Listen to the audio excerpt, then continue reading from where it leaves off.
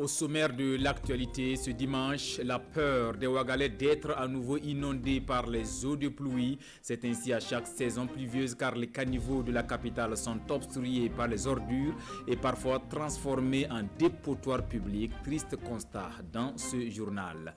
Également à la une, un pan de l'histoire des forgerons du Yatenga chez les Yatsé, une reine portée au trône après le décès de son père. La désignation du Napoko se fait dans la pure tradition. Petit cours d'histoire à suivre dans un instant. À l'international, l'Amérique debout contre le racisme, toutes les couleurs de peau réunies par milliers et dans toutes les villes des États-Unis pour dénoncer les violences policières contre les Noirs américains tout en rendant hommage à George Floyd à 24 heures de son inhumation. Mesdames et messieurs, merci de nous suivre.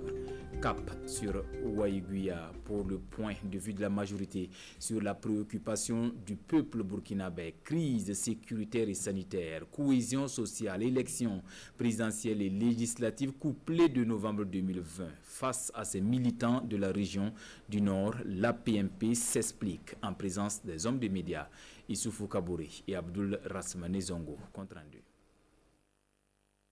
Ouaïguia à son tour, ville hôte ce 6 juin de l'alliance des partis politiques de la majorité présidentielle APMP. Cette alliance présidentielle progresse dans l'animation de ses activités annuelles, en l'occurrence dans la tenue de sa série de conférences. La thématique centrale est, je cite, le point de vue de la majorité sur les préoccupations de notre peuple. Un vaste sujet subdivisé en 4 points et exposé en détail. Le Covid-19 et la votation couplée de novembre 2020. C'est le lieu pour nous d'inviter toutes les populations à se faire enrôler massivement, à se tenir prêtes pour qu'ensemble nous accordions un second mandat aux candidats de la majorité présidentielle. La PMP est reconnaissante pour les efforts déployés pour contenir cette pandémie dans notre pays. Nous ne devons pas baisser la garde. Le respect des mesures barrières et le port obligatoire des masques doivent demeurer nos réflexes au quotidien. L'insécurité et la cohésion sociale se sont aussi imposées dans la déclaration liminaire. L'APMP souhaite vivement que notre peuple continue de faire usage de toutes nos valeurs sociales, ancestrales, qui ont su garantir la cohésion sociale telle que la parenté à plaisanterie. S'agissant de l'insécurité due au terrorisme, nous assistons ça et là à des tueries barbares et lâches, à des vols de bétail, au pillage des pauvres populations, à des oppositions intercommunautaires. Le débat interactif qui s'en est suivi avec les journalistes a également précédé un geste de solidarité de la part de l'APMP, notamment une remise de vivres, 50 tonnes de riz et du maïs, y compris de l'huile, destinés aux déplacés internes de la province du Loroum et du Yatenga. Et ce n'est pas tout. Du matériel de protection contre le coronavirus, du gel hydroalcoolique, des lave-mains, des cache-nez, a cette fois-ci été offert au comité régional de riposte contre la maladie dans la région du Nord. Et puis un nouveau venu dans l'arène politique burkinabé, le FCD, Front commun pour le développement, légalement reconnu fin mars 2020, ce jeune parti politique d'obédience social-démocrate est porté sur les fonds baptismaux par des jeunes. Souleymane Sano, Sébastien Zango. Le président du Front commun pour le développement présente son parti comme un mouvement d'éveil de conscience, une force de proposition et de pression, mais qui accepte des compromis dans le seul intérêt du peuple burkinabé. Il revendique la particularité d'être composé et dirigé en majorité par des jeunes, soutenus par des anciens expérimentés en vie sociale et en politique. Il y a ceux qui sont là, ils peuvent l'attester. C'est chez moi qu'on avait des élèves qui étaient élus conseillers municipaux. C'est depuis ce temps qu'on a commencé à former les gens. Maintenant, on veut que ce soit étendu sur l'échiquier national. Le FCD s'inscrit dans l'idéologie social-démocrate, mais n'a pas encore de penchant entre la mouvance présidentielle et l'opposition politique. nous venons de créer notre parti politique. Certainement que nous allons tendre vers, en tout cas, soit de la mouvance, c'est-à-dire la majorité, ou bien de l'opposition. Si les échéances électorales à venir se confirment pour novembre prochain, le FCD se dit prêt à y participer. Au congrès extraordinaire, nous allons désigner un candidat, que ce soit au sein du parti, ou au niveau de l'opposition, ou bien de la mouvance, nous allons en tout cas vous faire signer et vous serez là. Cette conférence de presse est la première activité de ce nouveau parti politique dont l'existence légale date du 26 mai 2020. Suite de ce journal dans la boucle du Mouhoun, le ministre en charge des ressources animales y est pour constater du visu les réalisations du projet PADELB, un accompagnement financier entamé depuis 2018 pour donner un coup de pouce à l'élevage, toutes filières confondues. Sur les pas du ministre Soumanogo Koutou, retrouvons Yves Rwamba et Karim Ouedraogo. C'est ici, dans la ferme piscicole de Maxime Zerbo à Nouakui, village situé à quelques encablures de la ville de Dédougou, que la visite commence. Dans ces bassins, plus de 20 tonnes de poissons sont produites chaque année. On a commencé en 2016 et on élève des tilapias et des silures. Nous sommes en alliance. Il y a des transformatrices dans l'alliance. C'est à eux on donne et puis certaines poissonneries de la place, quoi. Et même hors de Dédougou. Maxime Zerbo souhaite donc l'accompagnement du projet PADELB pour améliorer sa production. Après Nouakui, le cap est mis sur le secteur 6 de Dédougou et le village Mundasso, où le ministre et sa délégation ont visité respectivement une ferme de production de volailles et une école de formation en élevage déjà bénéficiaire du projet PADELB. Dans un premier temps, en 2018 déjà, 2019, il y en a qui ont pu avoir déjà des financements pour leurs micro-projets, tels que nous sommes en train de regarder. Et ce matin, nous avons aussi vu une dame qui s'exerce dans la production de poussins d'1 mois. Donc c'est dire que vraiment ce projet est une aubaine. L'appui de l'État et ses partenaires financiers va de 1 à 3 millions de francs CFA pour les micro-projets et 50 à 500 millions de francs CFA pour les alliances productives. Booster le secteur de l'élevage en finançant les alliances productives. Akakol de la boucle du Mouhoun reçoit son chèque de plus de 240 millions de francs CFA pour produire sur place les aliments pour poissons. Au total, 80 alliances productives vont bénéficier de ce soutien du PADELB. La joie des acteurs en images avec Yves Rwamba et Karim Ouedraogo. Un chèque de plus de 240 millions de francs CFA pour l'alliance productive aquacole de la boucle de Mouhoun. Cet appui financier de l'État et ses partenaires vise à booster les activités de ces pisciculteurs dans la région à travers le projet PADELB. On pourra produire les aliments poissons qui vraiment étaient notre problème, notre souci principal. Voilà, parce qu'on l'importait. Et puis vous savez, en ces temps de corona là, les frontières sont fermées.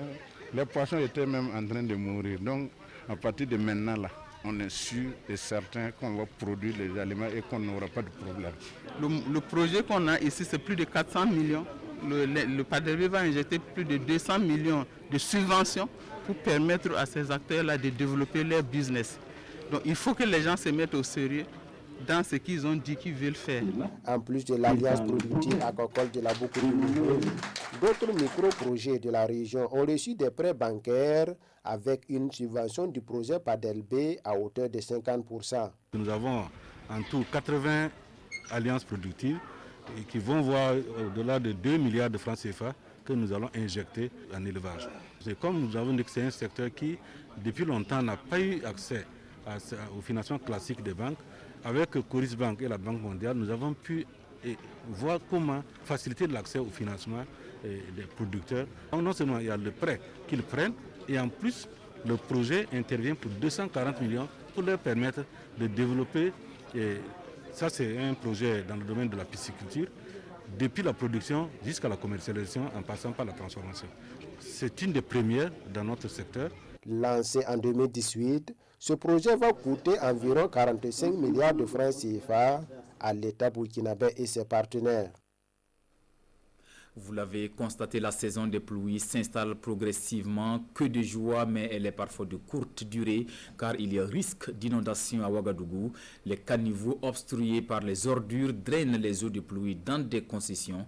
En attendant le curage annoncé par la municipalité, un clin d'œil dans la ville.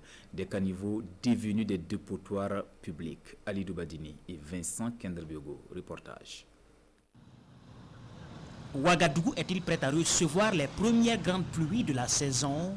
Constat dans les caniveaux d'évacuation des eaux pluviales.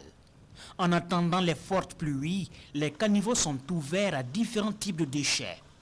Ici, en bordure de l'avenue Kwame Nkrumah, des assiettes jetables, beaucoup utilisées dans les restaurants par ces temps de coronavirus, sont abandonnées, formant un bouchon.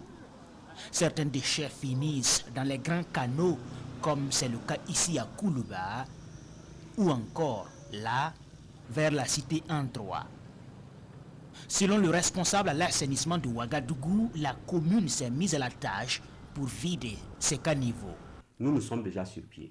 Vous allez remarquer que cette semaine qui est en train de s'écouler, nous sommes sur deux axes. Il y a à Kalgondin, vers Raïmo, on a une équipe qui est là-bas. Il y a à Samandin et précisément vers le marché de cycle des grands caniveaux. Et si vous partez, vous allez vous rendre compte du travail qui est fait. C'est des grands caniveaux qui sont complètement bouchés. La tâche ne sera donc pas facile, toujours compliquée par certains comportements pas citoyens, obligeant les éboueurs à un perpétuel recommencement. Là, à l'Arlé, les branchages et autres objets plastiques se disputent le fond des caniveaux. Déposer leurs ordures en bordure des canaux d'évacuation des eaux pluviales est désormais entré dans les habitudes de certains citoyens. C'est encore l'incivisme, la mauvaise exploitation de ces caniveaux en les transformant en des dépotoirs. Et par les riverains et par ceux-mêmes qui sont loin, qui pensent qu'à chaque pluie, il faut balancer les choses dans les caniveaux pour que ça draine aller vers l'exutoire. C'est ça. Ceux-mêmes qui sont à côté, au bord de ces caniveaux, personne n'a une poubelle en bonne et due forme et abonné à un GUE, le groupement d'intérêt économique, pour faire enlever ces déchets. Jusqu'ici, la capitale n'a pas encore enregistré une grosse pluie pour juger de la capacité des différentes canalisations à évacuer les eaux, évitant ainsi les inondations. Mais de fortes pluies, la météo en a prévu cette année et beaucoup de caniveaux sont en attente de curage. Autre point de l'actualité, comme annoncé, c'est dans la pure tradition que le Napoko est désigné chez les Yatsé, l'histoire d'une reine au trône chez les forgerons du Yatenga. Tout se fait sur instruction du Dima du Yatenga. Explication Issoufou Kabouré et Moussaki. Cérémonie du Napoko, ou le règne d'une femme chez les forgerons de Waïguya. L'événement se passe après le décès de Sabnaba Tigré. Devant la cour du défunt, les dignitaires se concertent. Les femmes sont assises à l'écart. Le fauteuil est vide. À l'intérieur de la maison, les patriarches de la caste des forgerons sont à huis clos, loin de tout regard. Tout est ici confié au Rassam Naba, l'un des ministres du roi du Yatenga.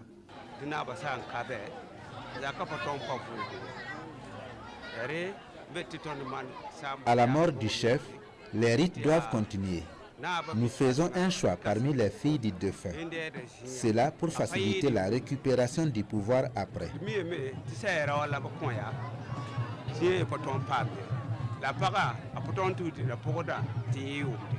30 minutes de rencontre entre familles. Et la nouvelle Napoko des forgerons, la fille aînée du défunt, se montre au public. Le Bendre lui rend hommage et lui rappelle le sens de son pouvoir.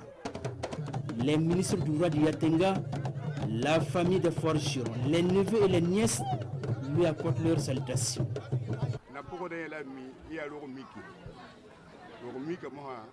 Le Napoko, c'est la tradition. Et nous sommes en train de montrer les valeurs de notre caste. Rien n'est fait au hasard. Tout se passe dans la pure tradition des forgerons. Les règles et les obligations sont rappelées au Napoko.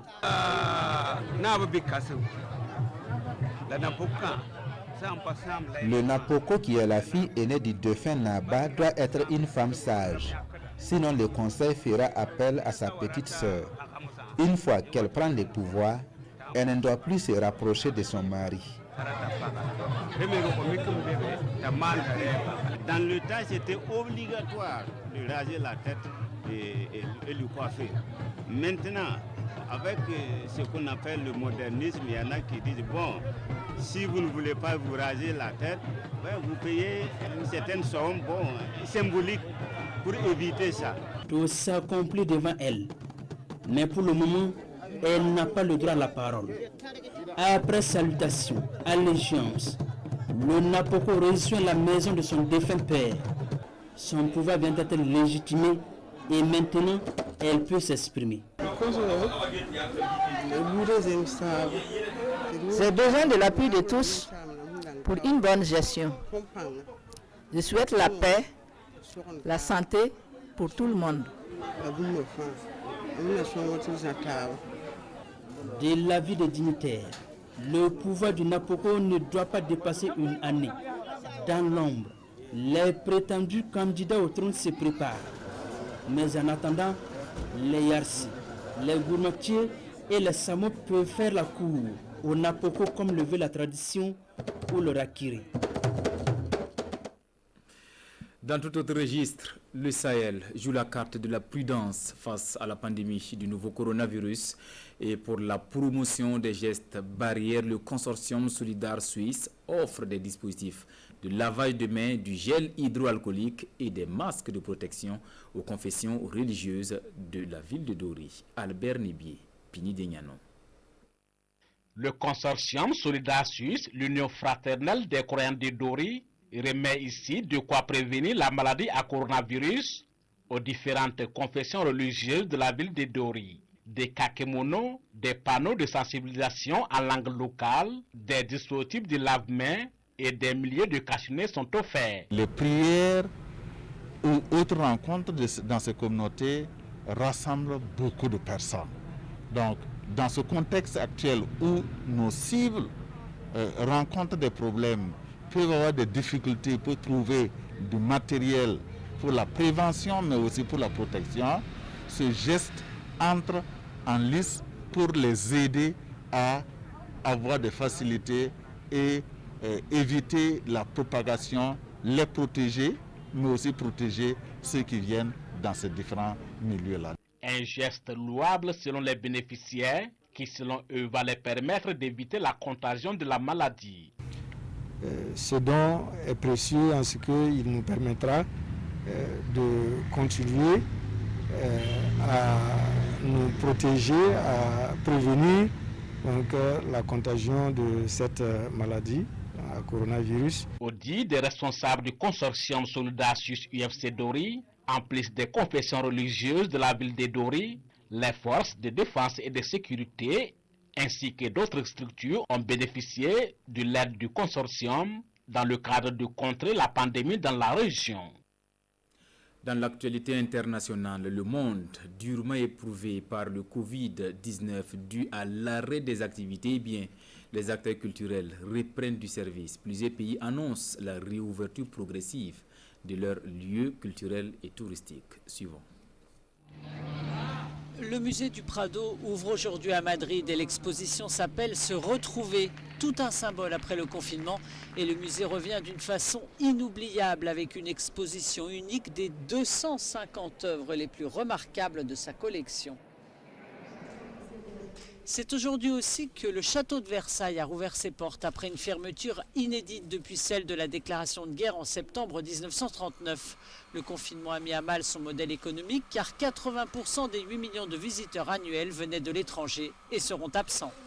Justement, c'est une belle opportunité pour nos compatriotes de découvrir ou redécouvrir le patrimoine, y compris à proximité, parce qu'on ne se rend pas forcément compte que partout en France, il y a un patrimoine d'une richesse exceptionnelle, même si c'est moins connu que le château de Versailles ou le musée du Louvre.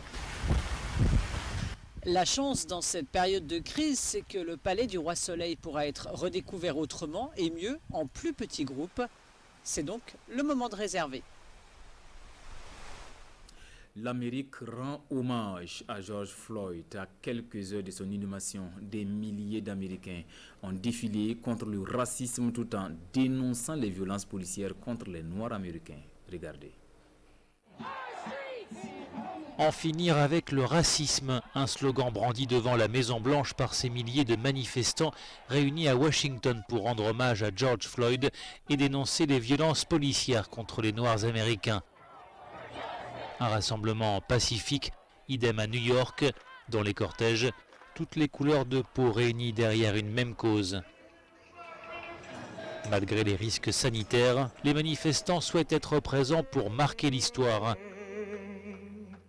Non au fascisme, pas de paix sans justice, peut-on lire sur les pancartes, et surtout, la vie des Noirs compte.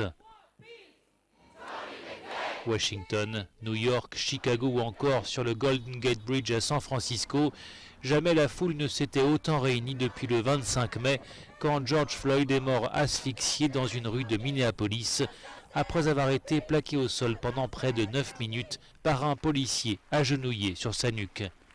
Une cérémonie d'hommage a eu lieu près de Fayetteville en Caroline du Nord, la région natale de George Floyd.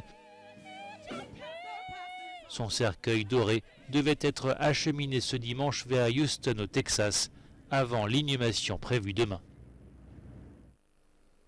C'était là notre version de l'actualité. Merci de la fidélité au programme de la télévision du Burkina. Une autre équipe vous retrouve dès demain à 13h avec toujours le même plaisir d'informer.